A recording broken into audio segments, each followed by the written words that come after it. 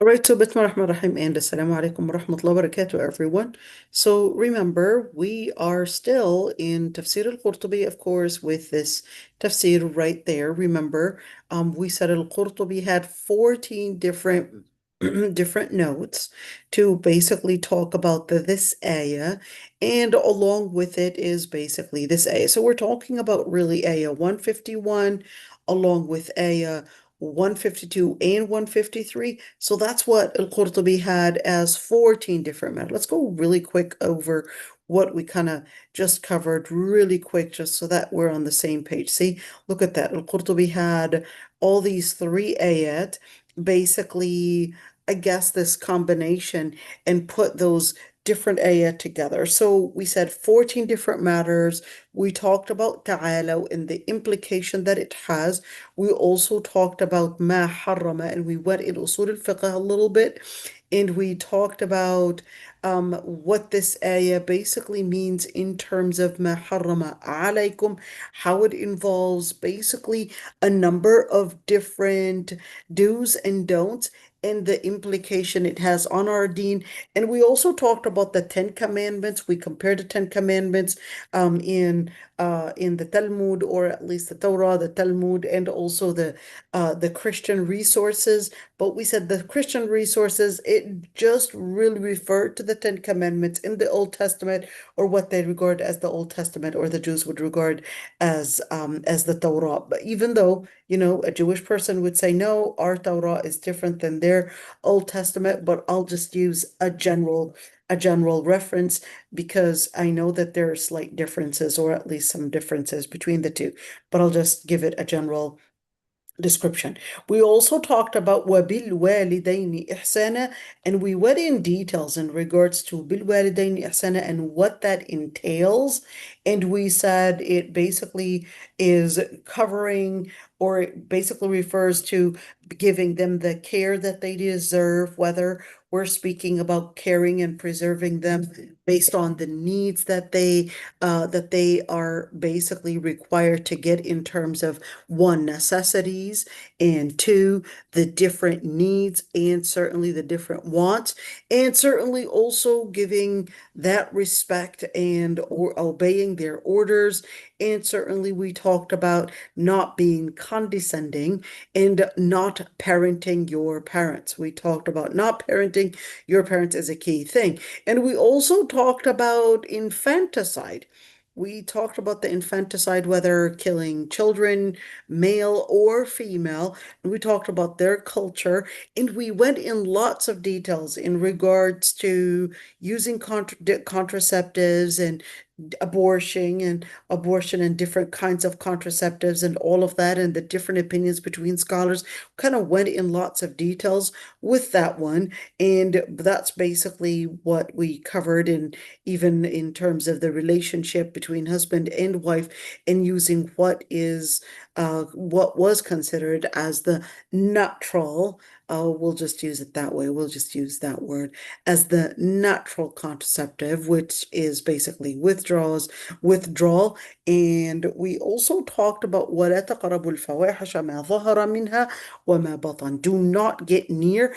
And we said al-fawahish is basically major sin or minor sin, but we also went in details with the different usages in the Quran, fawahish and السوء والفحشاء, how that is slightly different than just using al-fawahish. So we talked about the al right there for al-fawahish. Is that an inclusive al, or is that an exclusive al? And we said that there's the al-istighraqiyya and al-ahdiyya, and we talked about this one and what the scholars actually talked about that in terms of understanding it. And we also talked about وَلَا تَقْتُلُوا النَّفْسَ الَّتِي حَرَمَ اللَّهُ إِلَّا بِالْحَقِّ.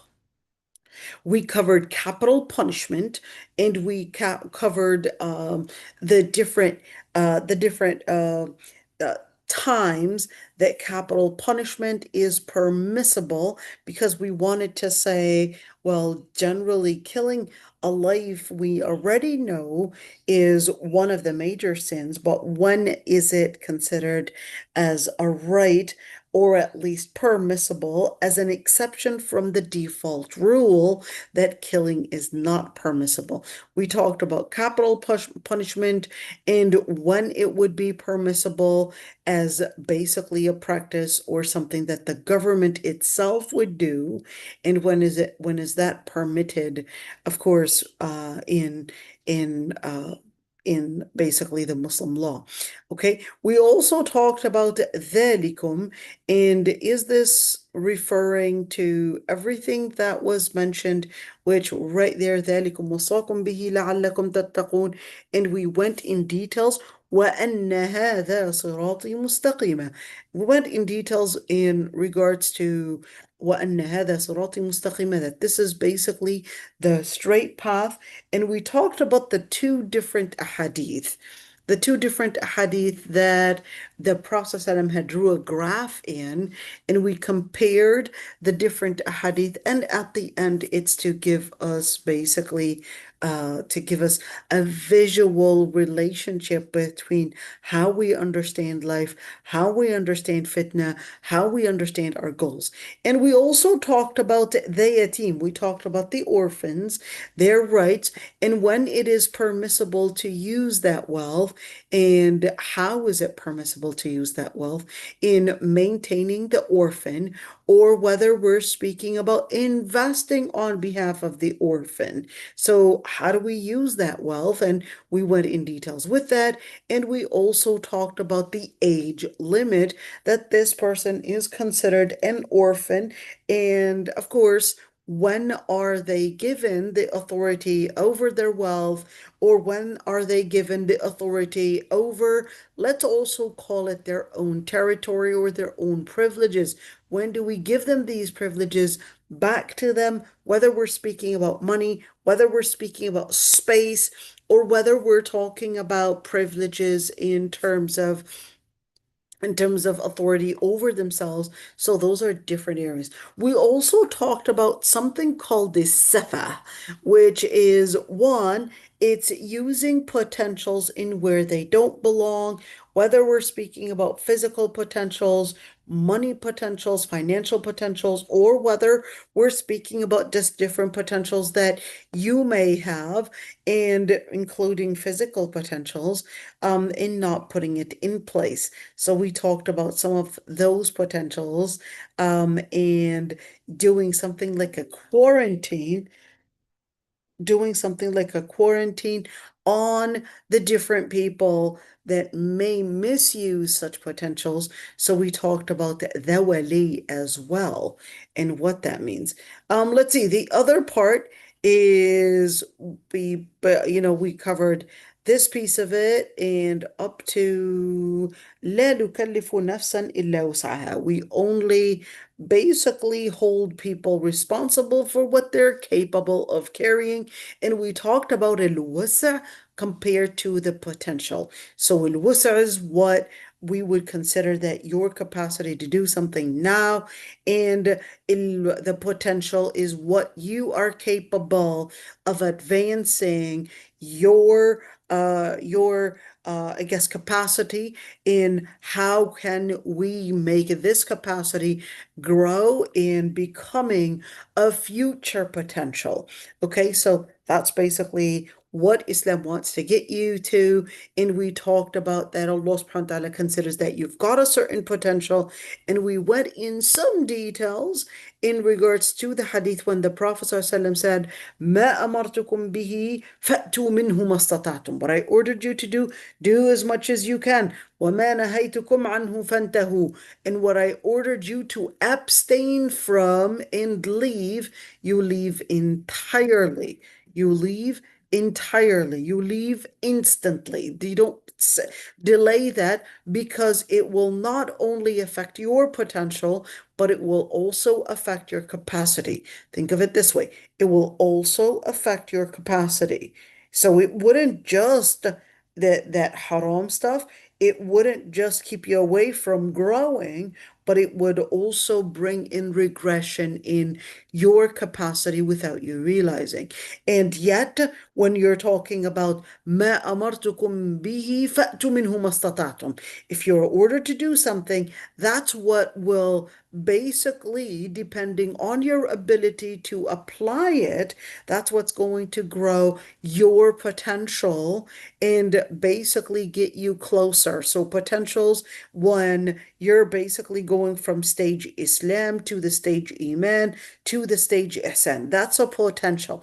Are you capable of going all the way up to Ihsan? You have the capacity to do so, but are you going to expand it? In order to expand it, we basically said, well, you need a couple things to expand it, which is وَأَنَّ هَذَا صِرَاطِي مُسْتَقِيمًا فَاتَّبِعُوا. We talked about this shadda that is a key and a pivotal note to carry and to understand what it means, as it contains all the important things for us to know, well, how can I grow my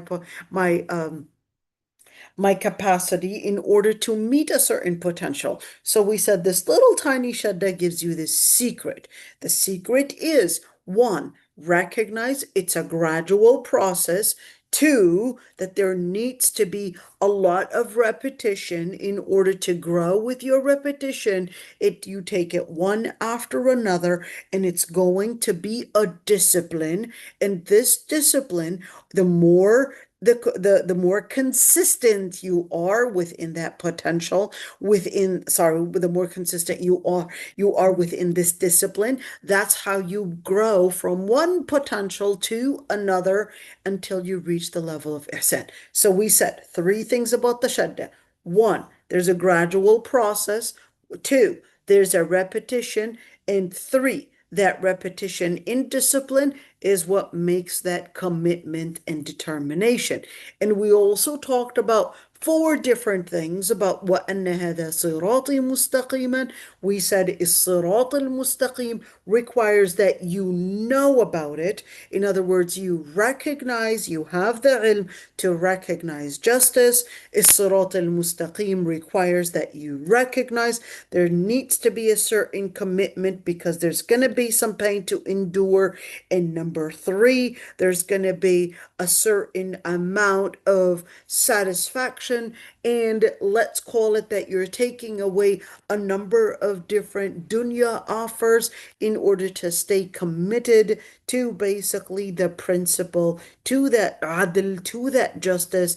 And then finally, you're basically seeing yourself as really growing in understanding justice and growing in your commitment in basically maintaining that. Now, of course, this is where we left off at, but we still didn't finish, because we wanted to know, well, what is a sirat? How do you understand a sirat? So let's continue with what al-Qurtubi wanted to say. الصراط, he said, الطريق الذي هو دين الإسلام. He said الصراط is referring to basically the religion that is Islam. مستقيما is to indicate that there's no confusion. One, there's no bending. In other words, it is straight, and therefore you need to be committed to this straight path in order not to confuse yourself and bring about, let's say, other paths and then embed it within Islam and see yourself basically getting lost in your understanding. Now, this is extremely important to talk about, because when you talk about i'wijaj, when you're talking about bending the path, that would actually mean you're probably adopting other cultures and embedding it in Islam, and that's going to lead to confusing one, the different bases, the different aqidah, the different basically ideologies and aqaid. And if you're bending your path, then you're also going to be confusing the different legislatures. So for example, somebody confusing Islam and kufr, adopting a little bit of kufr. And I've seen that, by the way. I've seen people tell me that they're studying Hinduism to understand Tawheed. How is that even possible? This is a completely different thing. a completely different thing, a completely different ideology. How can you think that you can embed, you can embed kufr and Islam together? It doesn't go like that. And the same thing, somebody basically can say, yes, I'm a Muslim feminist. They don't go together. This is an oxymoron. There's no way that you can say that you are a feminist Muslim, because the legislature and the vertebra of Islam is a completely different premise. It's a completely different foundation. The foundation of Islam is Tawheed. The foundation of Islam, يَتَّبِعُونَ إِلَّا الظَّنَّ وَمَا تَهْوَى الْأَنفُسُ وَلَقَدْ جَاءَهُم مِّن رَّبِّهِمُ الْهُدَى. Islam tells you it's either going to be all those different ideologies, all those different speculations, or they're going to be following basically their own whims, or وَلَقَدْ جَاءَهُم مِّن رَّبِّهِمُ الْهُدَى. The Lord Almighty had sent them al-huda, guidance to help them recognize the path. And that's why Allah subhanahu wa ta'ala had basically said, وَلَا تَتَّبِعُوا السُّبُلَ فَتَفَرَّقَ بِكُمْ عَنْ سَبِيلِهِ. Do not follow the different paths and then confuse yourself away from the path of Allah subhanahu wa ta'ala. And then we got to the final one, which basically is when the Prophet ﷺ had drawn two different basically khutut, and we went into talking about this one, and we also talked about this line as well. So two different lines that the Prophet ﷺ had basically at different times. This isn't talking about this is a line and this is a line, but this is talking about the two different graphs that the Prophet ﷺ had basically drawn for the Sahaba to really understand dunya. So that's why Al-Qurtubi wanted to mention these two graphs, and he said, well, in the first graph, the Prophet ﷺ, here we go, and basically had drawn this graph right there, which looks like this, a straight line and a number of different lines coming at least appearing close. And in other words, for you as an observer, you would think that the lines are going to meet somehow. But certainly, if you were to continue this line, it will continue with time, and then it would be on a completely different path. It would be on a completely different corner, and then not see that it was a completely different start. It was a completely different ending, and therefore they could never meet. And this is extremely important to keep in mind. They can never meet whatsoever. So the Prophet ﷺ basically drew these lines, and he said, well, all these paths are basically the paths of shaitan, and only one path is the path to Allah subhanahu wa ta'ala. And that's when he said, وَأَنَّ هَذَا صِرَاطِي مُسْتَقِيمًا فَاتَّبِعُوا. This is the path of the straight path. So therefore, follow that straight path and don't follow the other paths that will get you off. And that's where the Prophet ﷺ also, in various different narrations, they basically came with the same idea. And Al-Qurtubi had continued, and he said, وَلَا تَتَّبِعُوا السُّبُلَ فَتَفَرَّقَ بِكُمْ عَنْ سَبِيلِهِ. And do not follow the other paths and then confuse basically your path and where you're supposed to be going. Because if you try to embed various paths, whether we're speaking about creed, ideologies, or whether we're speaking about whether let's call it cultures, we might call it legislations, different walks of life, and you're embedding it with Islam, you're going to see yourself that you had just made up your own path, and that path might actually look like it has something from Islam, but the truth of the matter, it actually contains nothing but of a separation from Islam. And this is extremely important. That's why he said, and these different paths, so we're talking about these different lines right there, these different paths, he said it includes all the different paths such as Judaism, Christianity, or perhaps maybe Zoroastrianism, or different paths, the different religions, different paths of people that are basically innovators or probably distant away from the path of Allah subhanahu wa ta'ala, or including those that may, I want you to look at this one, الشذوذ في الفروع. what is he talking about? الشذوذ في الفروع. Is he talking about like the LGBT? No. He's not talking about LGBT. He's talking about in fiqh, there can be different opinions that other scholars had accepted. But there can be different opinions that are mentioned in the books of fiqh, but just because they are mentioned in the books of fiqh, not endorsed by other scholars, it doesn't make it a valid opinion. Just remember that piece of it. Just because you have it in a book of fiqh, for example, you might have Ibn Hazm say an opinion that other scholars did not endorse. We cannot use that opinion and actually say, yeah, well, this is an Islamic opinion. This is actually one of those shududat. Let's give an example. You had some, and very few scholars, they actually said that a woman can lead men in prayers. In prayers, in other words, she's the imam and leading men in prayer, and they'll tell you, yeah, we had a scholar Abu Thawr, and we had a scholar al-Muzani. They basically said this opinion. We'll say yes, but it was never endorsed by scholars. So therefore, this opinion is not necessarily an opinion that other scholars testify and consider it as a valid opinion. So you really have to be careful, because the second that you adopt an opinion that was not endorsed by scholars, that was not endorsed by the validated by basically different resources in Quran and Sunnah, then what you are basically getting yourself into is that you are distancing yourself away from the actual وَأَنَّ هَذَا صِرَاطِي مُسْتَقِيمًا فَاتَّبِعُوهُ. You're distancing yourself away from the path of that straight path that all the evidences prove that this is the straight path. These tiny things or these paths, they may appear, whether major differences or major,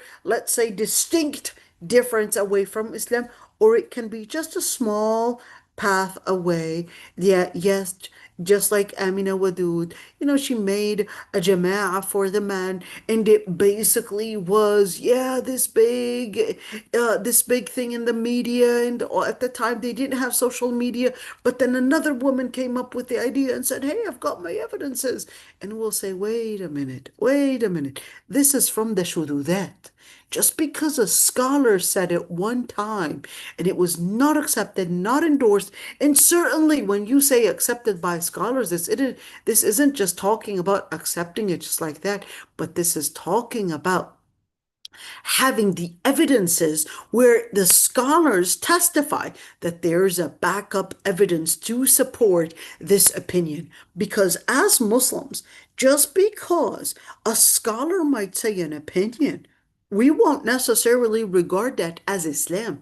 There's no papacy in Islam. We don't have any figures that we would consider that, yes, they act as the people to speak on behalf of God other than prophets. So no scholar would we consider that there's Gnosticism and somehow they get a vision or a light directly from Allah subhanahu wa ta'ala. This is not in Islam. This is not in Sunni Islam, at least. Maybe you'll find it in certain sects in Sufism, maybe in Shi'ism, but not in Sunni Islam.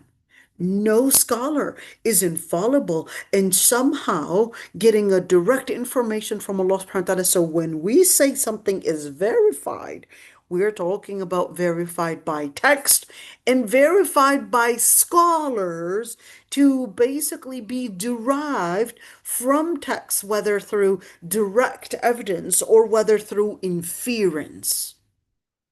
Through inference. So we'll have multiple scholars that would verify that.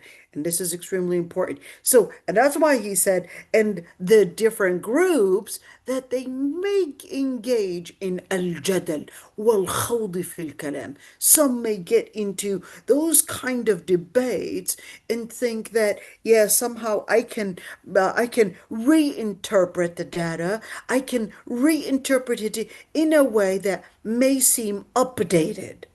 So this is extremely important to keep in mind. Just because a narrative or a rhetoric, it seems updated to somehow suit our modern interpretation, our modern, I guess, preference of what we want the truth to look like, you want to keep away from all of that because it will be not only a very bumpy road, but it would be a road containing a lot of different holes that may take you away from the straight path. And that's why he said, هذه كلها عرضة للزلل ومظنة لسوء المعتقد. And he said, قاله ابن عطية. What was that going to mean? He said all of these different paths, they are susceptible to basically going into wrong deviations, and it is more likely to basically contain the wrong creed. The wrong creed and also the wrong paths and deviations, that's basically going to be in all those different roads, whether we're speaking about something that is extremely distinct, as in Judaism, Christianity, or Zoroastrianism, or whether we're speaking about Muslim sects that may be basically adopting this opinion and that opinion, being selective in how they want to create a new Islam. So you really gotta be really aware. And how do I become aware? You become aware by basically studying usul al-ilm. Usul al-ilm basically means the main resources of ilm. That's why I'm making you see and letting you see al-Qurtubi right in front of you. That way, for you to know that I too am learning, and we're just basically going back to usul al-ilm and not creating our own tafsir, our own imagination of what we want these ayah to say. We gotta go back to learning the main references, the main resources, Quran and Sunnah, and we gotta go back to the scholars to make sure that we're not making up our own interpretation, but we're going back to those references that would be our resources ماشي to دكتور، انا وياك understand. بحضر مسلسل ما عم نتابع بقى شيء. Hania, did you want to say something, dear? بأنه عم ضل ديك سهران.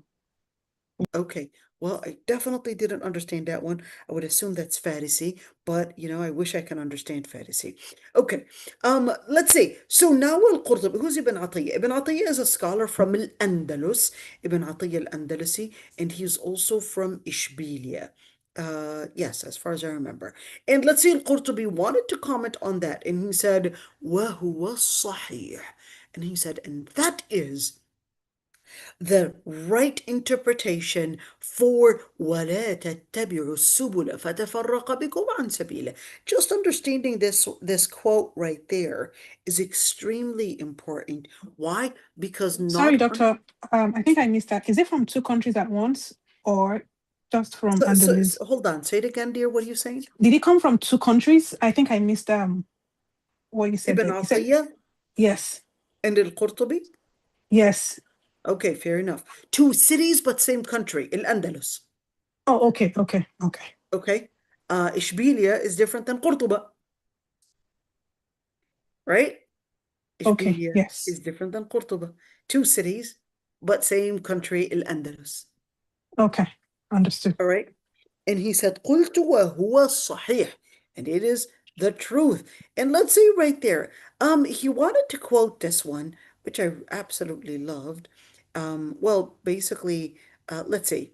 حدثنا محمد بن ثور عن معمر عن أبان أن رجلا قال لابن مسعود: ما الصراط المستقيم؟ قال: تركنا محمد في أدناه وطرفه في الجنة. وعن يمينه جواد وعن يساره جواد وثم رجال يدعون من مر بهم فمن أخذ في تلك الجواد انتهت به إلى النار ومن أخذ على الصراط انتهى به إلى الجنة ثم قرأ ابن مسعود وأن هذا صراطي مستقيما. So a man came to Ibn Mas'ud and he said, what is this Sirat al-Mustaqim? What do you mean by straight path? What does that mean? Explain it to me. And he said, Muhammad sallallahu alaihi wasallam, he basically left us at one point. So we're looking at, he wanted to use exactly this whole idea. He said the Prophet sallam left us right there, and that is basically the main key point. So think of it as the key place, think of it as the basis. And he said, and the end of it is basically Jannah. So right there, there's Jannah. This is the starting point. This is the end point. That is Jannah. And he said, and on the right side, and let's see, on the right side, there's basically a Jawad. There's a knight. Knight. And on the left side, there are knights. What are these knights supposed to be doing? He said, well, they basically have these men. Anybody that passes by them, they would basically invite them to join. In other words, it's kind of like a gravity. It's kind of like appearing like it looks like, a person of strength, a person of power. They will have these different rhetorics that they will invite you to adopt, and they will definitely have certain powers to bring in these misconceptions. So they've got some people right there, and you've got these strong people right there. They're basically inviting two different misconceptions. They basically have certain rhetorics, certain narratives that they might use, and certainly it seems very strong. And then they would basically take and invite these people. So if this person probably was invited by some kind of a female knight, and she seems like a very strong woman, and she's basically inviting you to it, and then you start adopting those ideas. You read their books, you adopt those ideas, and you're like, you know what, it seems very strong. You know what, I don't want to leave Islam, but I'll basically take some of those ideas and I'll go there. But the truth of the matter, you didn't follow this one. You actually created your own line right there, and it was actually shaitan that was inviting you to this whole thing. And then certainly فَمَنْ أَخَذَ فِي تِلْكَ الْجَوَادِ انتهت به إلى النار. So you take this path or that path, it basically leads you to hellfire, even though it may seem like it is at least somehow close to the perimeter, or at least close to the main key line. But the truth of the matter, it takes you all the way to hellfire.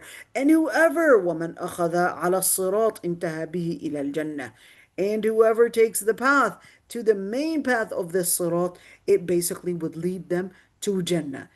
Because Ibn Mas'ud wanted to use the same graph, but wanted to simplify it in a different way. If this man didn't understand the Prophet's explanation, so he then said, you know what, okay, let me explain to you this same idea, but in a different way, perhaps that may bring about the understanding in a simple way to you. Okay, let's see here. Abdullah ibn Mas'ud, well, how do we protect ourselves from all these different paths, or at least these different deviations that may be left and right? And certainly you're talking about a knight there. You're talking about strong people that may look like professors, they may look like celebrities, they may look like actors, they may look like, people that have a great way of saying things, motivational speakers. They may be strong people in how they may have a good way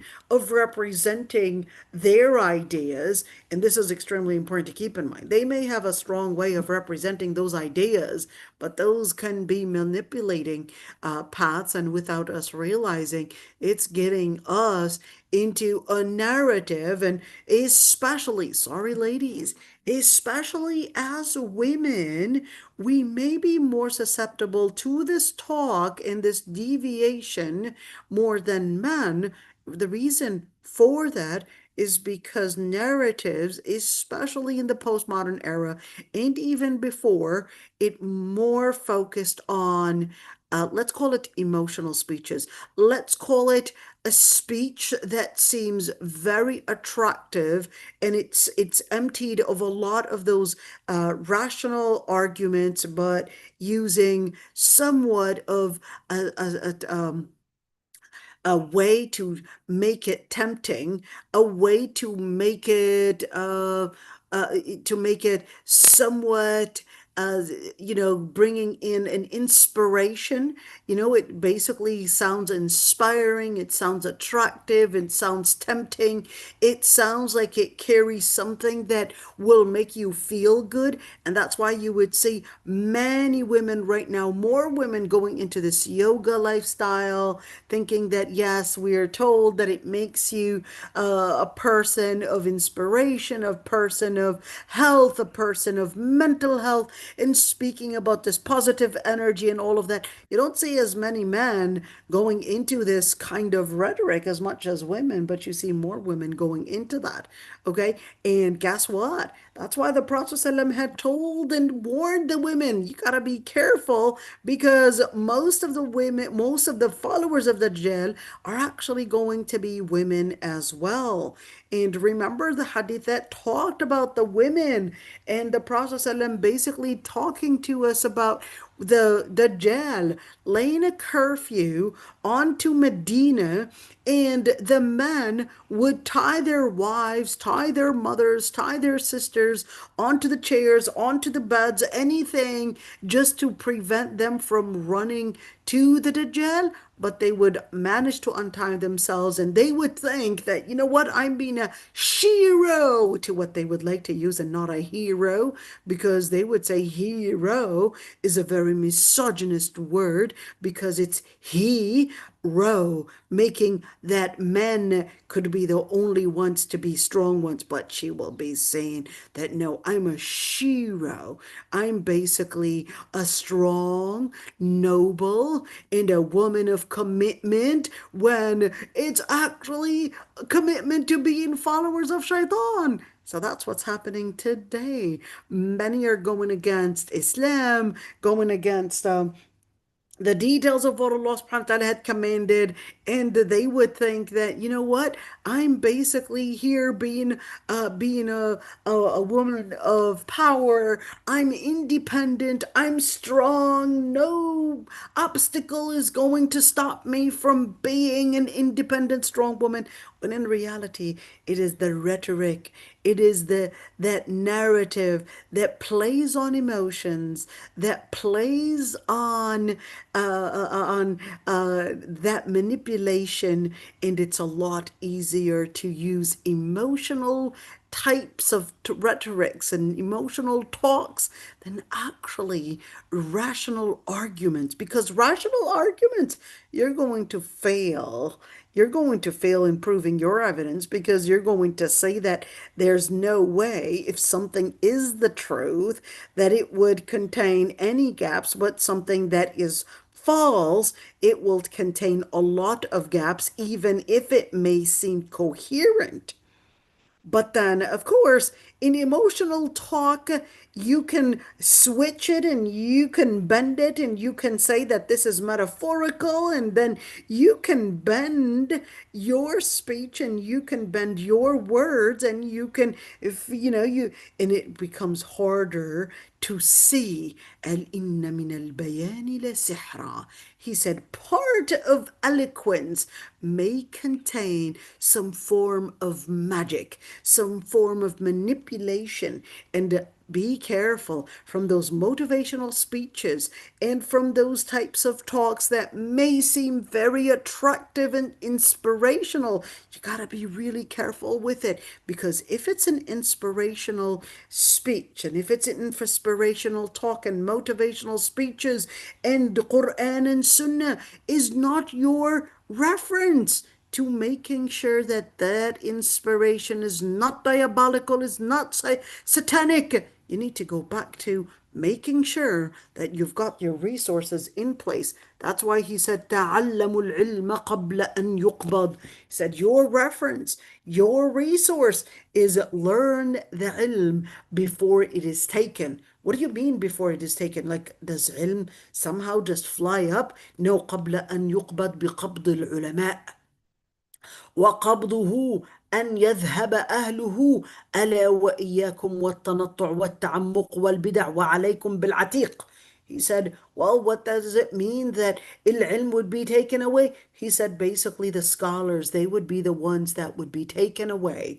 The scholars, very few people would attend that ilm, because that class of ilm, because what they're looking for is inspirational talks, motivational speeches, those talks that may seem very attractive because they are not looking for true ilm.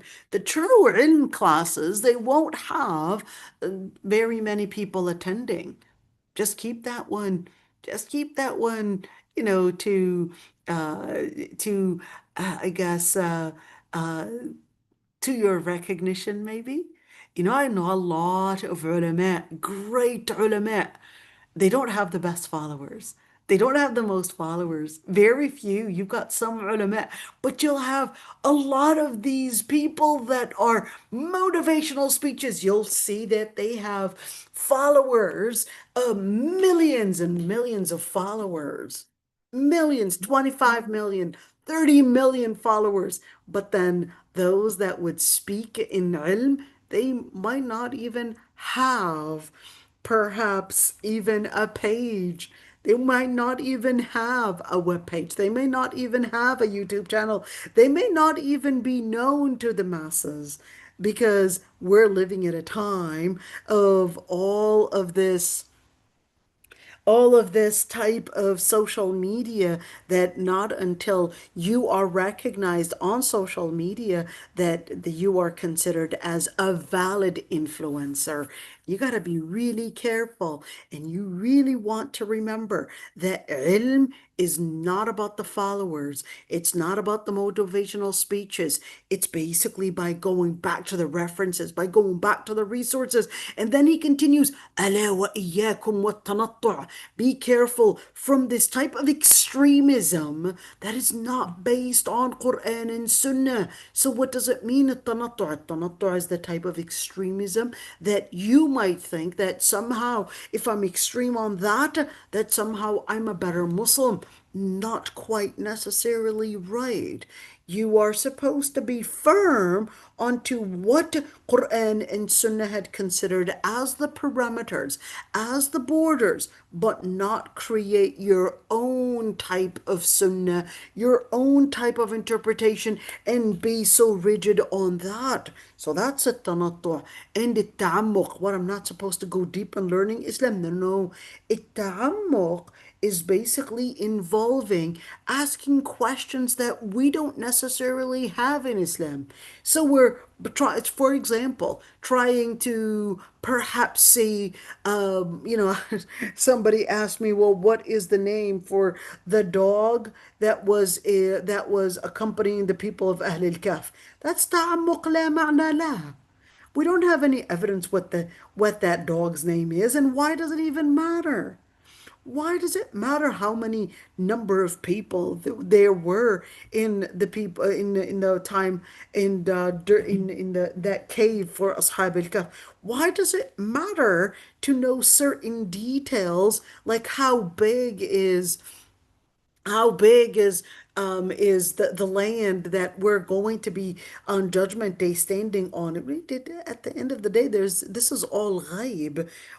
You're never going to get to that answer. So to somehow go into ta'ammuq and trying to seek certain details, probably trying to go maybe to the Torah and I want to try to figure out. Someone recently popped up and he said, you know what, Taha, I finally I finally managed to decipher and basically figure out the encrypted words and these encrypted letters. And right now, I know Taha and I know Alif Lam Mim. It's basically a Syriac word, and this is what it means. It means, oh guys, or that one means come on and listen, and this one means wake up and just recognize the truth. And we would say, wait a minute, this is ta'ammuq la ma'na lah. There's no evidence to support that.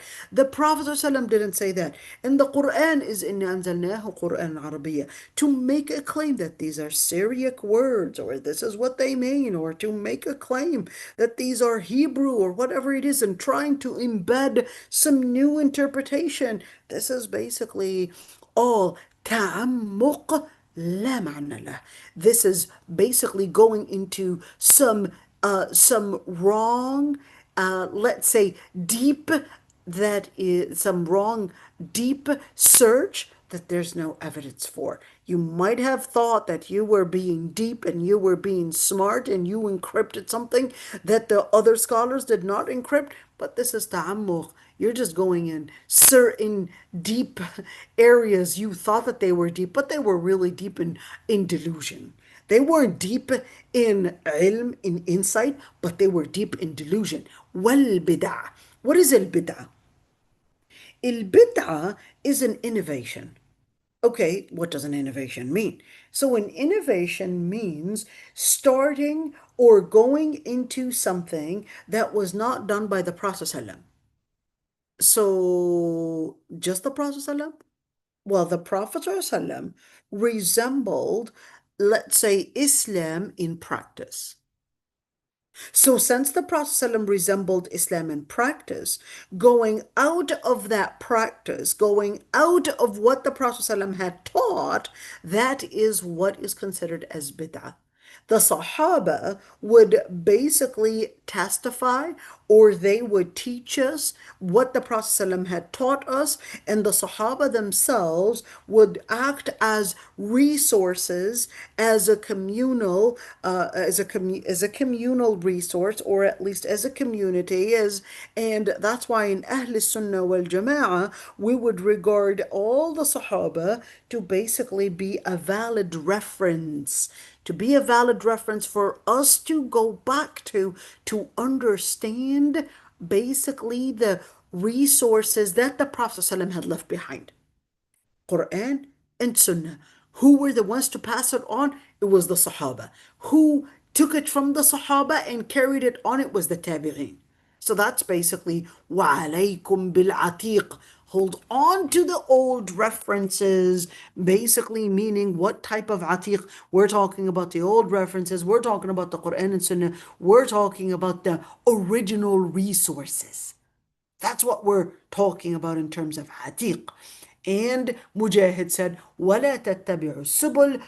That is exclusive to meaning different innovations. And Ibn Shihab, he basically said, إِنَّ الَّذِينَ فَرَّقُوا دِينَهُمْ وَكَانُوا شِيَعًا.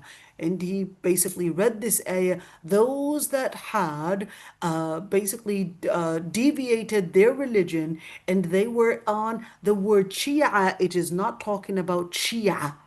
Okay, but it does include them, but it's not talking about Shia. Kanu Shia, meaning they basically created their own different paths, their groups, their different deviant groups, and created their own methods. So the word Shia is not Shia. It's Shia, meaning different paths, different groups. But can these different paths and these different groups be also in the Shia? Yes, Shia or Shi'ism is also part of those Shia. Why is it part of those Shia? It's part of it because they had denied the resources that Sahaba and various Sahaba were basically as resources to deliver Islam, to let us learn about the Prophet ﷺ, etc. But they denied that. They denied that, and they created their own way. They created their own resources, and then of course they denied the Sahaba, including Sayyidah Aisha, including Abu Bakr, including Umar ibn al-Khattab, including Uthman bin Affan, and those are the main key figures that, including a lot of the different narrations that Ali ibn Abi Talib had narrated, just to let you know. Just like Zawaj al-Mut'ah, we know through hadith that were narrated by Ali ibn Abi Talib that Mut'ah marriage is haram. But you could see, they created their own interpretation, and they denied the key references that helped us go back to tracing the information about the Prophet ﷺ. Okay, let's continue. So he said, فَالْهَرَبَ الْهَرَبُ وَالنَّجَاةَ النَّجَاةَ وَالتَّمَسُّكُ بِالطَّرِيقِ الْمُسْتَقِيمِ وَالسُّنَنِ الْقَوِيمِ الَّذِي سَلَكَهُ السَّلَفُ الصَّالِحُ وَفِيهِ الْمَتْجَرُ الرَّابِحُ. Ibn Shihab, he basically said in regards to this ayah, he said, well, therefore you run to Allah subhanahu wa ta'ala, basically. You run and you basically seek this safety road, or this road of safety. You take the road of what would guarantee your success, and you hold on to it, which is the path to the right path, and basically the sunan al-qawim, and basically the sunan, the different paths, the different directions that the Prophet ﷺ had basically taught us, and that was the path of what is Salaf al-Salih, and what the pious predecessors, basically, whether we're talking about the Sahaba or whether we're talking about the Tabi'een, that this is al-matjaru rabih. This is basically the successful transaction. This is the successful trade. This is the path that would guarantee that you're going the right direction. Let's see, Abu Hurairah said that the Prophet ﷺ had said, مَا أَمَرْتُكُمْ بِهِ فَخُذُوهُ. What I ordered you to take, then take that as your reference, as your resource. And وَمَا نَهَيْتُكُمْ عَنْهُ فَانْتَهُوا. And what I ordered you to stay away from, then keep away from that. And you could say that, well, here he basically wanted to reference at least the actual wording, but this is an authentic hadith. Let's see this one. Al-Irbad ibn Sariyah. Let me just give you an idea about Al-Irbad ibn Sariyah. Al-Irbad ibn Sariyah was one of those Sahaba that were called Ahl al-Suffa. Ahl al-Suffa. Who are Ahl al-Suffa? Well, they're basically the homeless Sahaba. Homeless? What do you mean homeless? Like they didn't have a home? Yes, they didn't have a home. Where were they staying? Well, they were staying in the masjid. They were staying in the masjid, and that's why they were called Ahl al-Suffa. That was their place. They were so poor, they didn't have jobs. Some of them migrated from Medina, from Mecca. Some of them migrated from different areas, and they basically came for basically preserving their Islam. They didn't have a place to stay. Certainly, at one point, a lot of Sahaba were staying at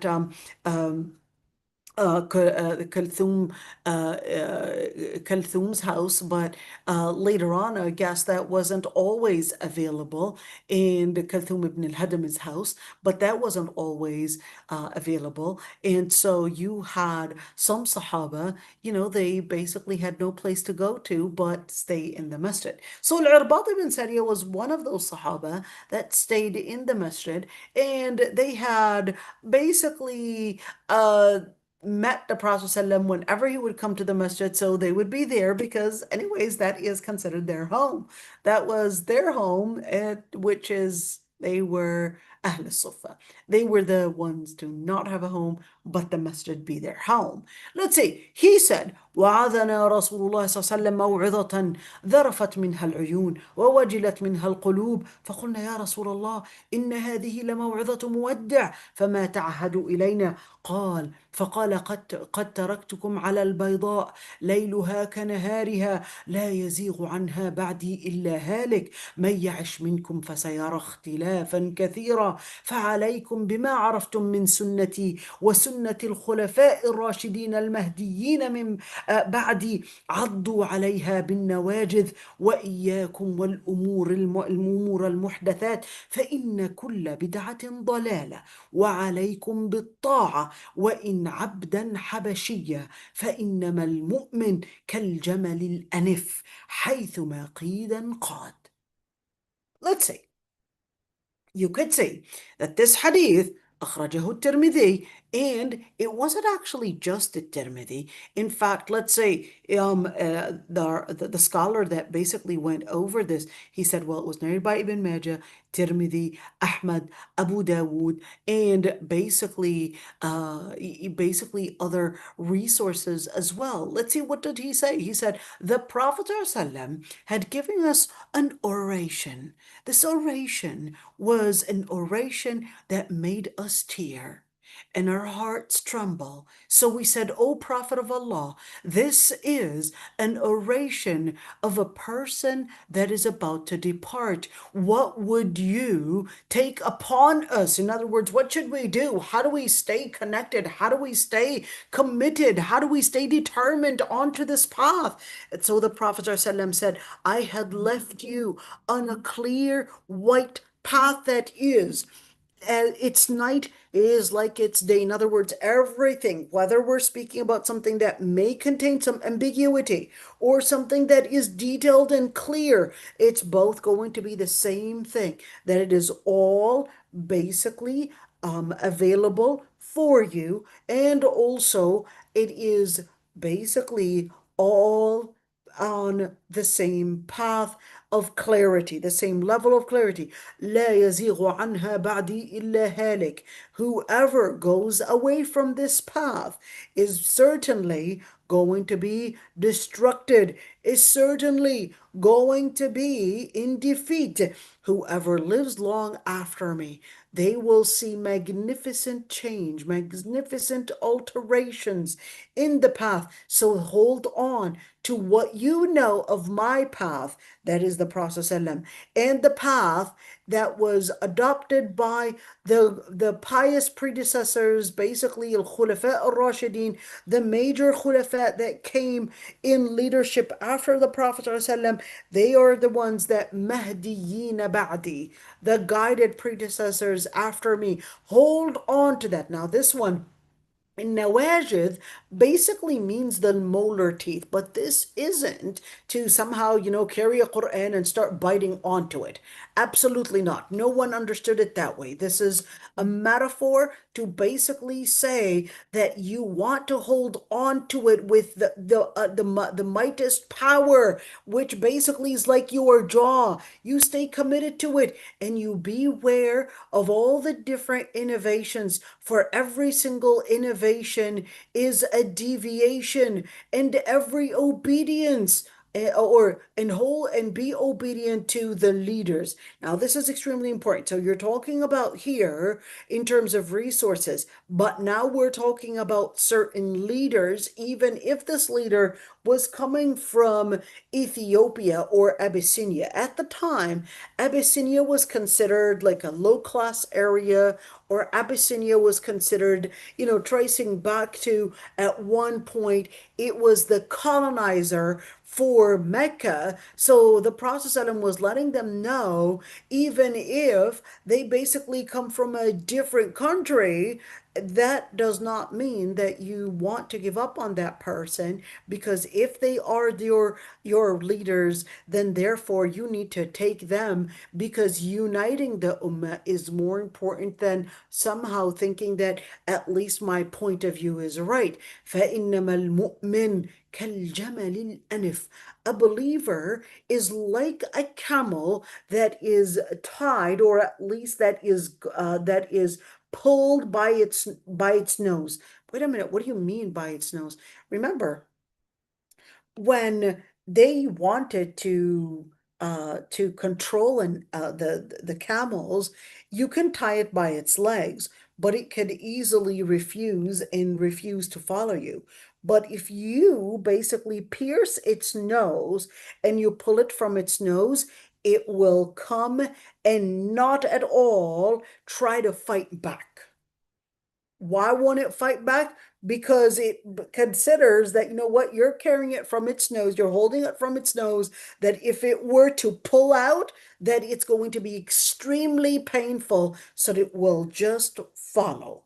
Now, this is extremely important to keep in mind, that hold on to it and you follow strictly. You follow strict rules that come from the Quran and Sunnah, from the Prophet ﷺ, from the Khulafa al-Rashideen. And you would basically be like al-Jamal al-Anif.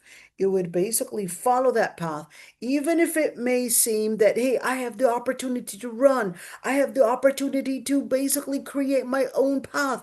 I have the opportunity. It's not an opportunity. It's basically going to be against your own interest.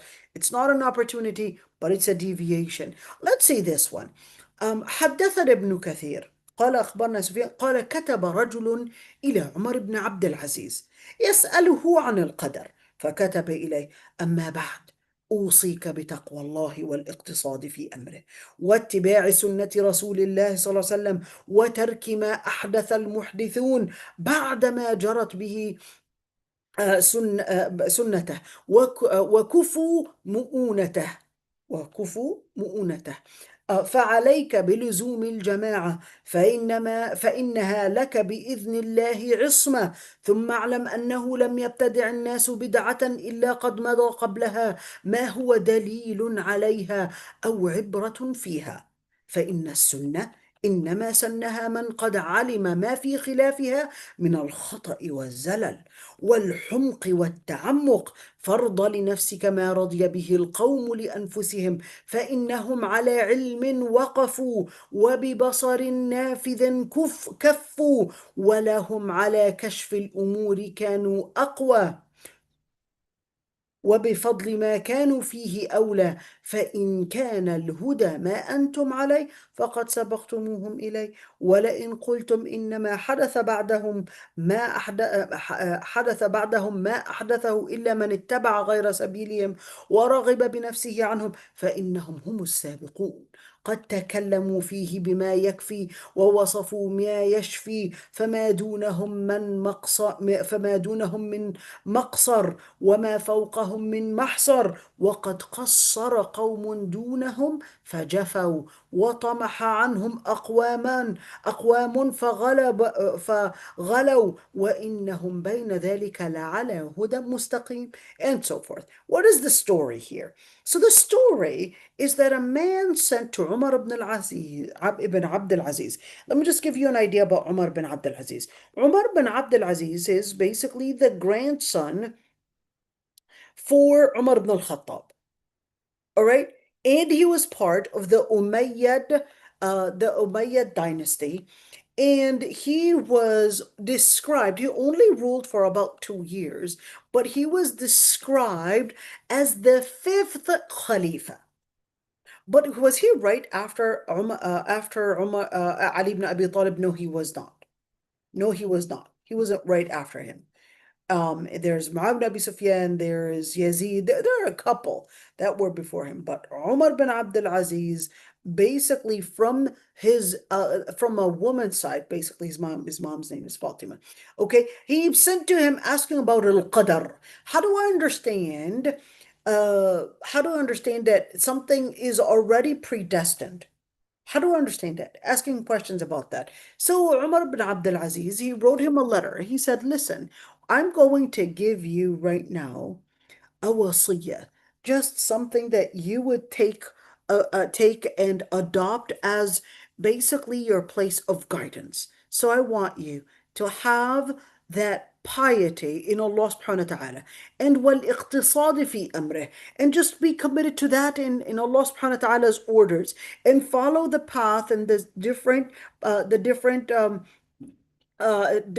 disciplines of the Prophet ﷺ. So whatever the Prophet ﷺ had taught us, and avoid what those that had innovated things upon or innovated and carried some innovations not done by the Prophet ﷺ, basically. وَكُفُوا بِمُؤْنَتَهُ. So they basically had the resources that were enough for them to hold on to and to learn. So therefore, if they had the resources, let's just stick on to these resources. Don't invent new things. And therefore, stick on to al-jama'ah, to the majority and to the group of the Muslims, because that's going to keep you as infallible. Because if they're all agreeing that this is the resource to Islam, this is the reference to Allah subhanahu wa ta'ala, which is basically from Quran and Sunnah, and you basically have those resources right there, and you've got basically the evidence to support that this is what is considered as ijma',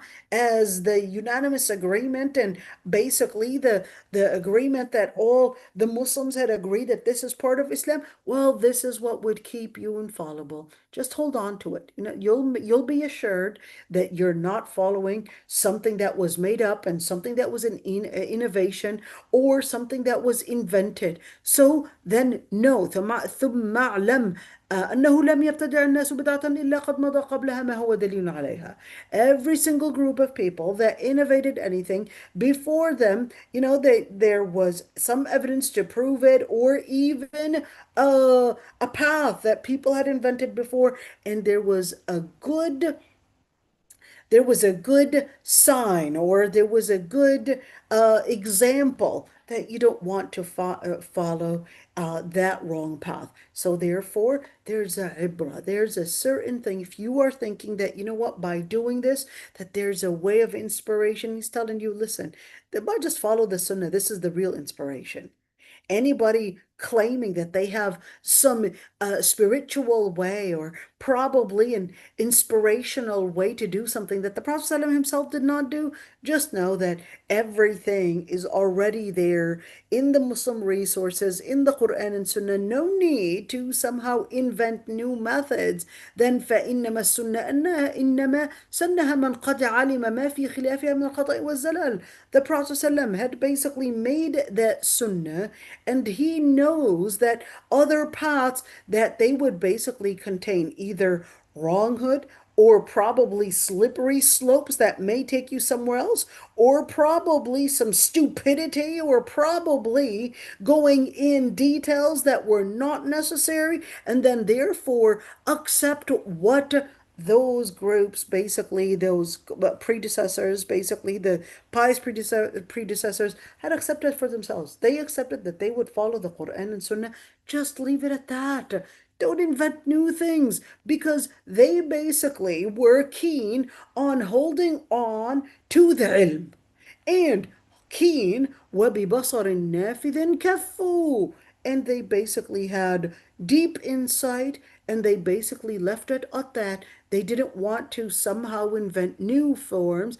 And وَلَهُمْ عَلَى كَشْفِ الْأُمُورِ وَلَهُمْ, and they are, not وَلَهُمْ meaning and they are, if they wanted to go deeper, and in order to perhaps maybe derive certain things, and they would have been more capable of doing that than us, because they understood Arabic more, they understood the resources better. So therefore, they were, if there's something more that we can somehow derive, if there was something else that we would think that they probably did not manage to know, well, guess what? They had better resources, they had better powers, and they better powers at least, and because they had the better resources. So therefore, if you think that somehow you have some guidance that they did not manage to get, well, you got it totally wrong.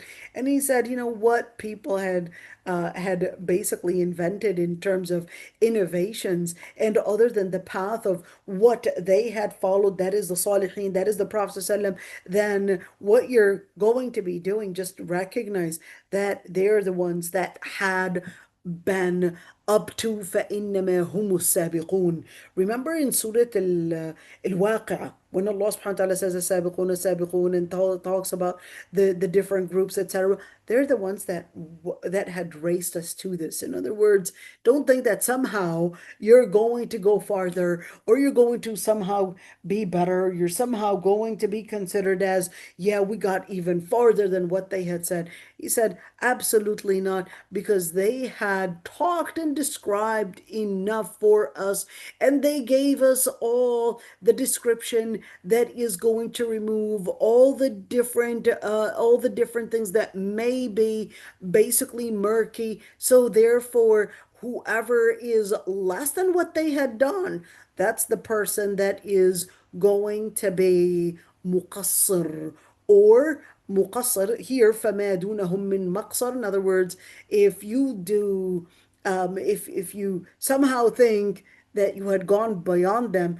and somehow think that you are better, you got it wrong. In other words, they were actually the best. They were the highest level. So therefore, if you get to their level, that's basically your place of success. And that's why he said, وَمَا فَوْقَهُم مِّن مَحْصَرٍ. It's like if you try to somehow think that you're going to go beyond, there's no going beyond. Just try to get to their level. And if you are less than what they were at, then you're going to know that, hey, you've got a lot to work on. And those that had basically done less, جفوا, they basically had abandoned a lot of different good things. And وَطَمِحَ عَنْهُمْ أَقْوَامٌ فَغَلَوْا, and whoever wants to exceed beyond their level, they're the ones that exceeded the limit and had gone into extremism. And وَإِنَّهُمْ بَيْنَ ذَلِكَ لَعَلَى هُدًى مُسْتَقِيمٍ.